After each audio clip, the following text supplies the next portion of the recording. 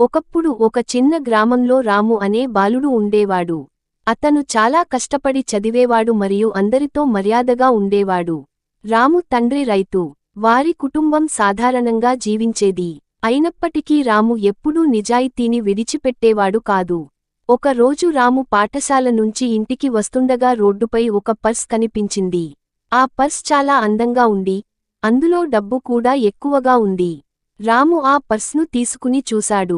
అందులో ఒక గుర్తింపు కార్డు కూడా ఉంది. అది పక్క గ్రామంలో నివసించే ఒక వృద్ధునిదని తెలిసింది. రాము మనసులో ఒక ఆలోచన వచ్చింది.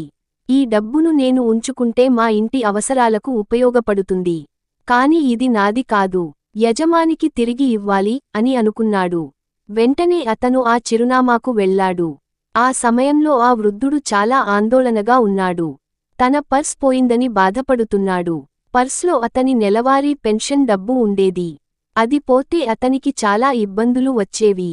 అంతలో రాము అక్కడికి చేరుకుని పర్స్ను అతనికి అందించాడు. పర్స్ను చూసిన వృద్ధుడు ఎంతో సంతోషించాడు. బాబూ, నువ్వు చాలా మంచివాడివి. ఈ రోజుల్లో ఇలాంటి నిజాయితీ గల పిల్లలు చాలా అరుదు అని చెప్పాడు. కృతజ్ఞతగా కొంత డబ్బు ఇవ్వాలని ప్రయత్నించాడు. కానీ రాము వినయంగా తిరస్కరించాడు. తాతయ్య, ఇది నా కర్తవ్యం మాత్రమే. మీది మీకు ఇవ్వడం కోసం నేను ఎలాంటి బహుమతి ఆశించలేదు అని చెప్పాడు. ఈ విషయానికి గ్రామమంతా తెలిసింది.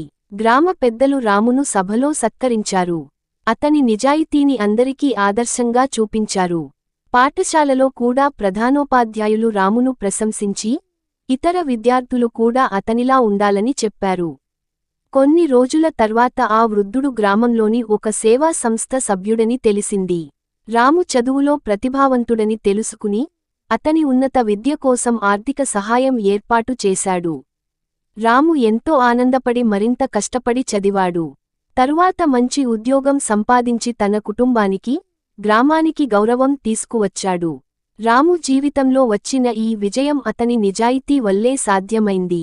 తాత్కాలిక లాభం కోసం తప్పు మార్గాన్ని ఎంచుకోకుండా, ధర్మం మరియు నిజాయితీని పాటించినందుకు అతనికి మంచి ఫలితం లభించింది.